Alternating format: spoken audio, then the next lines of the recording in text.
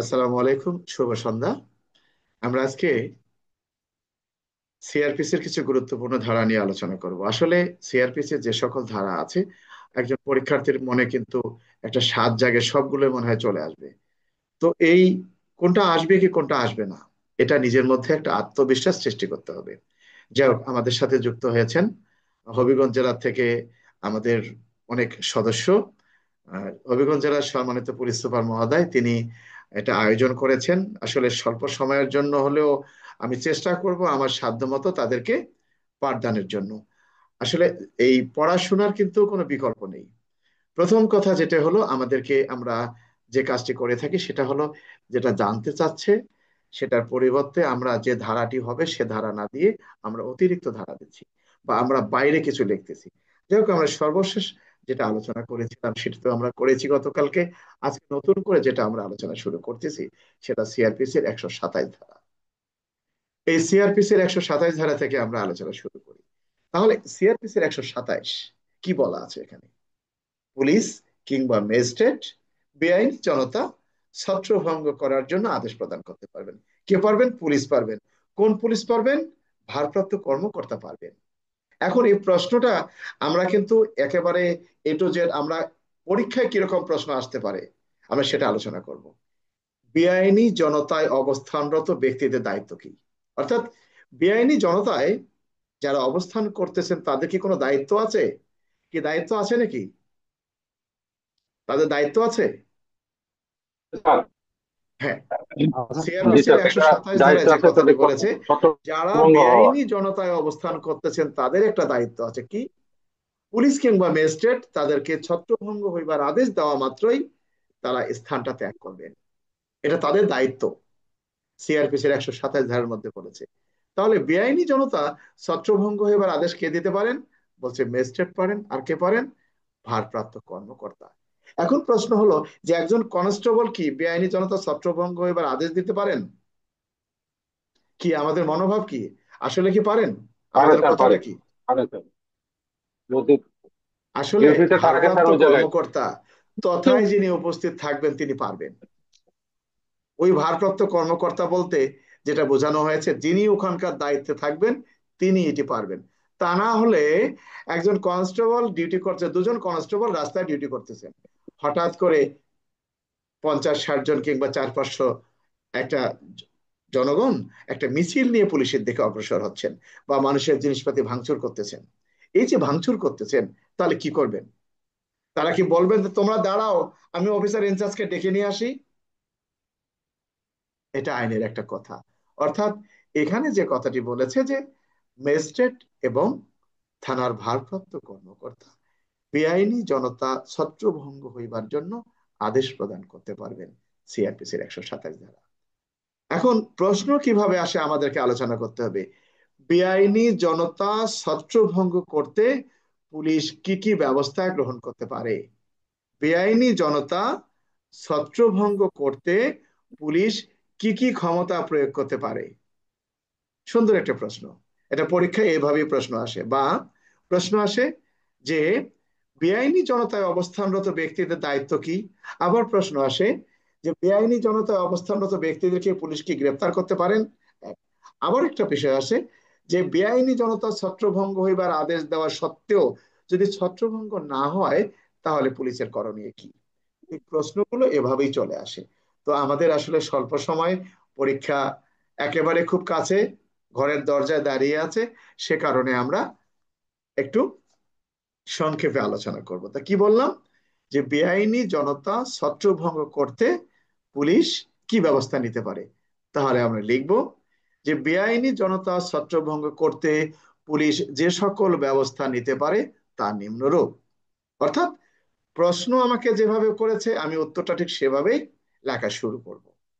এরপরে আমি দেখলাম, এক দিলাম, লিখলাম সিআরপিসির 127 ধারায় উল্লেখ করা হয়েছে বা উল্লেখ করা আছে, ম্যাজিস্ট্রেট কিংবা থানার ভারপ্রাপ্ত কর্মকর্তা বেআইনি জনতা ছত্রভঙ্গ হইবার আদেশ প্রদান করতে পারেন। ম্যাজিস্ট্রেট কিংবা থানার ভারপ্রাপ্ত কর্মকর্তা বা পুলিশ অফিসার, আমি বললাম, তার আদেশ পাওয়া মাত্রই বেআইনি জনতায় অবস্থানরত ব্যক্তিদের দায়িত্ব হবে ছত্রভঙ্গ হওয়া। তাহলে পুলিশ কি করতেছেন? বেআইনি জনতা ছত্রভঙ্গ করার জন্য ব্যবস্থা গ্রহণ করতেছেন। সিআরপিসির 127 ধারায় পুলিশকে ক্ষমতা দেওয়া হয়েছে। এখন প্রশ্ন হলো যে বেআইনি জনতা ছত্রভঙ্গ হইবার আদেশ দেওয়া সত্ত্বেও যদি ছত্রভঙ্গ না হয়, তাহলে পুলিশ কি ব্যবস্থা গ্রহণ করতে পারেন? আমরা চলে আসব সিআরপিসির 128 ধারায়। সিআরপিসির 128 ধারায় কি বলেছে? যে সিআরপিসির 127 ধারা অনুযায়ী যে বেআইনি সমাবেশটাকে ছত্রভঙ্গ হইবার আদেশ দেওয়া হয়েছে, তাহা যদি ছত্রভঙ্গ না হয়, তাহলে তথায় উপস্থিত ক্ষমতাবান ম্যাজিস্ট্রেট বা থানার ভারপ্রাপ্ত কর্মকর্তা বা তথায় উপস্থিত পুলিশ অফিসার কি করতে পারবেন? তিনি কি করতে পারবেন? ওই বেআইনি সমাবেশটা ছত্রভঙ্গ করিবার লক্ষ্যে কার সাহায্য নিতে পারবেন? বেসামরিক পুরুষ ব্যক্তির সাহায্য নিতে পারবেন। এরপর কি করতে পারবেন? প্রয়োজনীয় শক্তি প্রয়োগ করতে পারবেন। এরপর কি করতে পারবেন? বিনা পরোয়ানায় গ্রেপ্তার করতে পারবেন। আচ্ছা, এখন আমরা এখানে পিআরবি 153 পুলিশ আইনের এই ধারা কিংবা সিআরপিসির এগুলো দেওয়া কি আমাদের ঠিক হবে? কি যারা আমার কথাগুলো শুনছে না অন্তত স্যার, না। একটু ঠিক হবে? না স্যার। না এখন স্যার। এখন কেউ যদি বলে না, কিন্তু যারা এতগুলো ধারা দিয়েছে তারা কি ভুল দিয়েছে? অবশ্যই ভুল দিয়েছে স্যার। আচ্ছা, আমি আবার চলে আসি এই ভুলটা সংশোধন করার জন্য। প্রশ্ন কি দিয়েছে? বেআইনি জনতা ছত্রভঙ্গ করতে পুলিশ কি কি ব্যবস্থা নিতে পারেন? বেআইনি জনতা ছত্রভঙ্গ করতে পুলিশ দুইটা ধারায় ব্যবস্থা নিতে পারেন, 127 এবং 128। স্যার, পিআরবি 153 দেব না? 153 বলা হয়েছে পুলিশ কোন কোন ক্ষেত্রে আগ্নেয়াস্ত্র ব্যবহার করতে পারেন। আমার কিন্তু এখানে প্রশ্নটা এরকম আসে নাই যে বেআইনি জনতা ছত্রভঙ্গ করতে পুলিশ আগ্নেয়াস্ত্র ব্যবহার করতে পারেন কি পারেন না। আমার প্রশ্ন কিন্তু এটা আসে নাই। আমার প্রশ্ন হলো বেআইনি জনতা ছত্রভঙ্গ করতে পুলিশ কি ব্যবস্থা নিতে পারেন বা কি কি ব্যবস্থা নিতে পারেন? 127 এবং 128-এর বাইরে পুলিশ কিছুই করতে পারবেন না। আমি শক্তি প্রয়োগ করব। কোথায় বলা আছে? 128 ধারায় বলা হয়েছে। আমি বেসামরিক পুরুষ ব্যক্তির সাহায্য নিতে পারবো। আমি বিনা পরোয়ানায় গ্রেপ্তার করতে পারবো। তো এত কিছু করার পরে কি আমি এই বেআইনি জনতাটাকে ছত্রভঙ্গ করতে পারবো না? কি আমার এই প্রশ্নের উত্তর কি আরো কোনো ধারা দেওয়ার সুযোগ আছে? তোমাদের মতে কি মনে হয়? না স্যার, আর লাগবে না স্যার। যারা দেয় তারা দিক। সারা জীবন তো ফেল করে আসছে অনেকেই। এবার নাহলে শেষ ফেলটা করলা, আমরা ধারাটা দেব না। এখন কথা হলো স্যার, 129 ধারা দেব না? 129 ধারাটা কি? সামরিক শক্তি আহ্বান। এখন আপনি থানার অফিসার ইনচার্জ, আপনি কি সামরিক শক্তি আহ্বান করতে পারেন? সুযোগ আছে? না স্যার, পারবে সামরিক না। সামরিক স্যার, শক্তি কে আহ্বান করতে পারবেন? ম্যাজিস্ট্রেট জেলা বা কমিশন ম্যাজিস্ট্রেট, জেলা ম্যাজিস্ট্রেট এবং বা পুলিশ কমিশনার। Police commissioner. তাহলে আমরা কি মিছিলকে বলবো এ তোমরা দাঁড়াও, আমি আর্মি ডেকে নিয়ে আসি, বলবো? তাহলে আমাকে বুঝতে হবে এই প্রশ্নের ধারাটা আলাদা। তাহলে বেআইনি জনতা ছত্রভঙ্গ করতে পুলিশ কি কি শক্তি প্রয়োগ করতে পারে? শক্তি দুটোই, এর বাইরে আমরা দেব না। আমার কথা বোঝা গেছে না বোঝো নাই? কারো কোনো মন্তব্য থাকলে বলতে পারো যে স্যার, এই যে আপনি যে কথাটা বলছেন এটা সঠিক না। আমি এখানে একটা প্রমাণ দেই। ছোট্ট একটা বিষয়, আমাকে শোনা যাচ্ছে কি? কি শোনা যায় নাজমুল? স্যার, শোনা যাচ্ছে। যেমন তার প্রশ্ন বেশিরভাগ আসে, নেটওয়ার্ক জি স্যার, শোনা স্যার। যাচ্ছে। যেমন প্রশ্ন আসে, কখন একটি আইনি সমাবেশ বেআইনি সমাবেশে পরিণত হয়? অর্থাৎ একটা আইনি সমাবেশ কখন বেআইনি সমাবেশে পরিণত হয়? যে সমাবেশটি বেআইনি ছিল না, সেটি কি বেআইনি হতে পারে? আচ্ছা, বৈধ জনতা কখন অবৈধ জনতায় পরিণত হয়? আমার কথা কি শোনা যাচ্ছে? কায়েস, কিছু মনে শোনা করো যাচ্ছে না। স্যার। এই এই একটা স্যার আইনি শোনা সমাবেশ যাচ্ছে। কখন বেআইনি সমাবেশে পরিণত হয়, এটা ধারা কত? আমি যাকে জিজ্ঞেস করবো সে 41 স্যার, উত্তরটা দিবে। 141 পেনাল কোড। বাবা, তোমাকে আমি না করছি তো, ওরা আসছে, ওদের ভুলটা তো আমার সংশোধন করতে হবে, একেবারে দরজায় দাঁড়িয়ে পরীক্ষা। আমি একটু দেখি তাদের কি অবস্থা আছে। তোমাদের কি জানা আছে যে একটা আইনি সমাবেশ কখন বেআইনি সমাবেশে পরিণত হয়? কেউ বলতে পারবা? যারা হবিগঞ্জের আছো কেউ বলতে পারবা কত ধারা হবে? লজ্জা নাই, শিখতে গেলে লজ্জার কিছু নাই, বলতে হবে। কি বলতে পারবা? কারো জানা আছে? সুজন সিলেট থেকে। ফৌজদারি কার্যবিধি 30-এর 1 ধারা মোতাবেক স্যার। ফৌজদারি কার্যবিধি 30-এর 1 ধারায় তো বেআইনি সমাবেশের কথা বলা এই নেই। ফৌজদারি কার্যবিধি আচ্ছা আচ্ছা, যাক। রূপা, রূপা কি জানা আছে একটা আইনি সমাবেশ কখন বেআইনি সমাবেশে পরিণত হয়?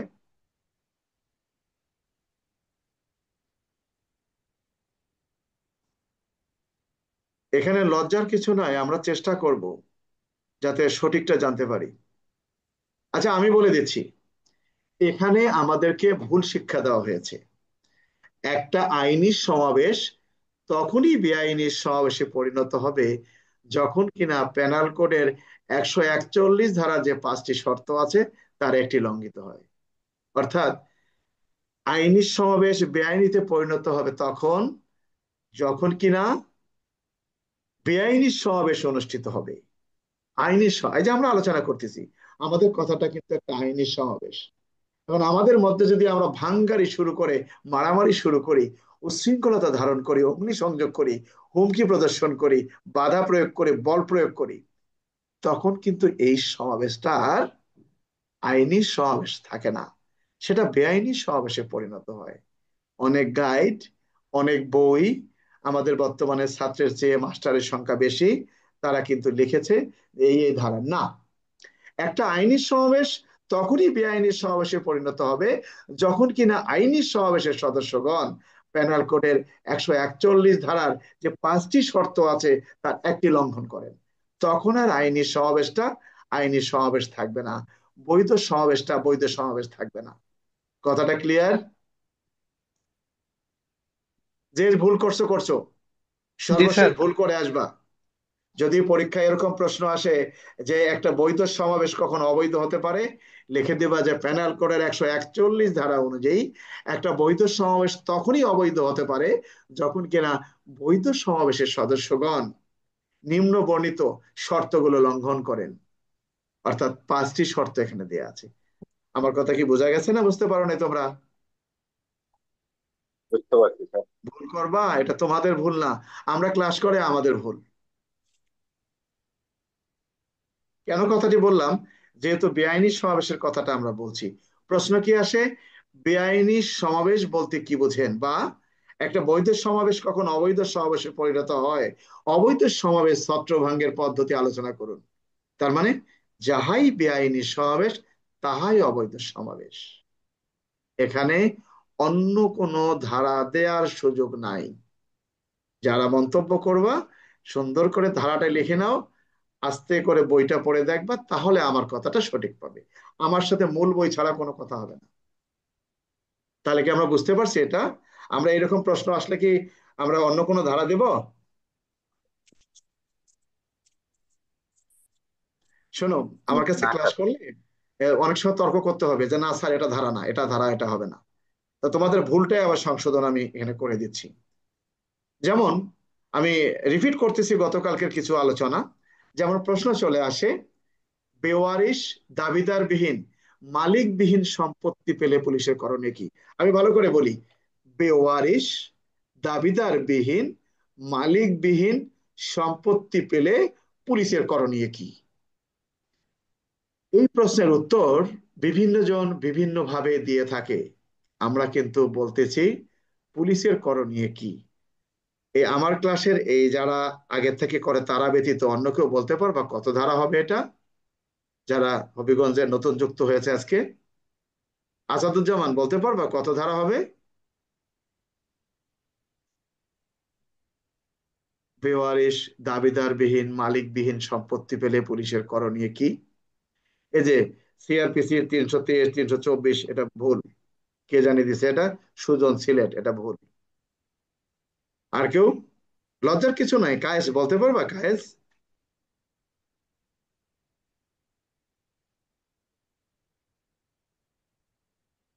এটা কি লেখছে? শিউলি বালাগঞ্জ, এভরিওয়ান, থ্যাংক ইউ। আসলে পুলিশ আইনের 25 ধারা, বই বের করে দেখো, যারা এখানে যুক্ত হয়েছো তারা বই বের করে দেখো, সেখানে লেখা আছে যে বেওয়ারিশ দাবিদারবিহীন মালিকবিহীন কোন সম্পত্তি পেলে পুলিশ তাহা যথাযথভাবে তার হেফাজতে নেবেন। হেফাজতে নেওয়ার বিষয়টি তিনি কাকে জানাবেন? লিখিত আকারে আদালতকে জানাবেন। শুধু এটুকুই বলা আছে। আপনার বোঝা উচিত, আপনি যে সিআরপিসির 523-24-25 দিচ্ছেন, সিআরপিসির 523-24-25 এটি হলো ম্যাজিস্ট্রেটের ক্ষমতা। আর এটি ব্যবহার করা হয়ে থাকে সন্দিগ্ধ কিংবা চোরাই মালামালের বিষয়ে। আর আমার প্রশ্ন ছিল বেওয়ারিশ দাবিদারবিহীন, মিলল না। পিআরবি 379 এটি সম্পত্তি রেজিস্টার রক্ষণাবেক্ষণকারী অফিসারের দায়িত্ব, আপনার দায়িত্ব না। এগুলো মাথা থেকে আমাদের ফেলে দিতে হবে, দিয়ে আমাদেরকে পরীক্ষায় অংশগ্রহণ করতে হবে যে আমরা ভুল করছি। এই যারা আজকে পাশ করছে, আমার দৃঢ় বিশ্বাস তারা যদি সঠিকটা লিখে, অর্থাৎ তারা যদি মূল বইকে অনুসরণ করে লেখে, এদেরকে ঠেকাতে পারবে না, এরা ভালো রেজাল্ট করবে। কিন্তু যারা গাইড মুখস্থ করছে, গাইডটাকে আমরা আপাতত বেঁধে রেখে দেব, যাতে ভবিষ্যতে এটারে কেজি হিসেবে বিক্রয় করা যায়। গল্প শেষ। আমরা কি আলোচনা করলাম? সামরিক শক্তি কে আহ্বান করতে পারেন? প্রশ্ন দুরকম।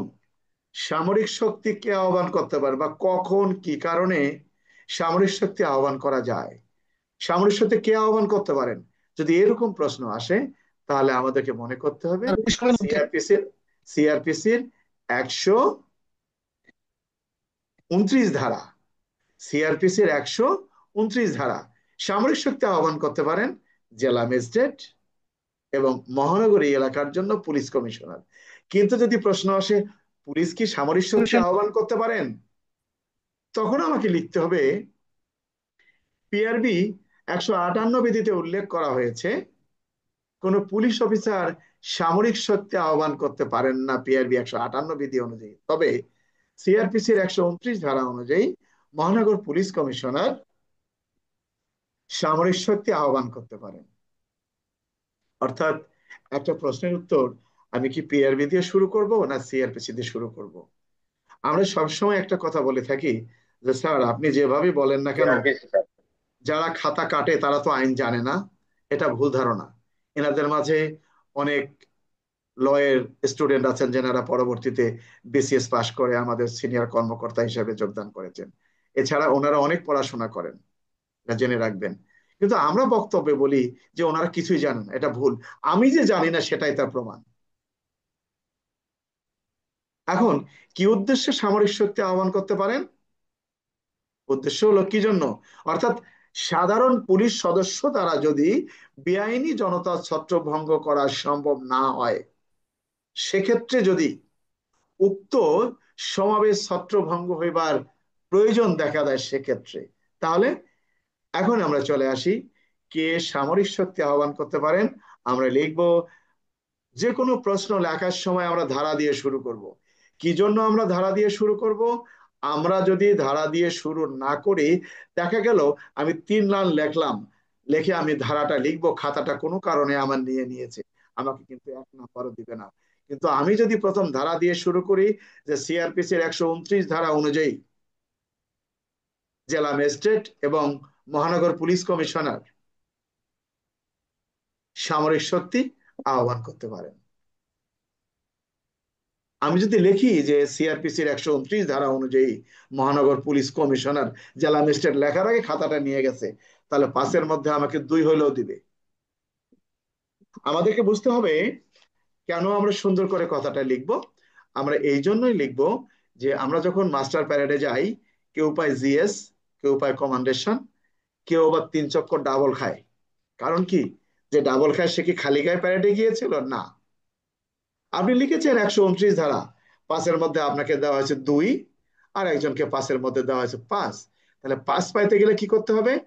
যেটা জানতে চাচ্ছে প্রশ্নকর্তা যেভাবে প্রশ্ন করেছে আমার উত্তরটা সেভাবে দিতে হবে, তাহলে আমি নাম্বার বেশি পাবো।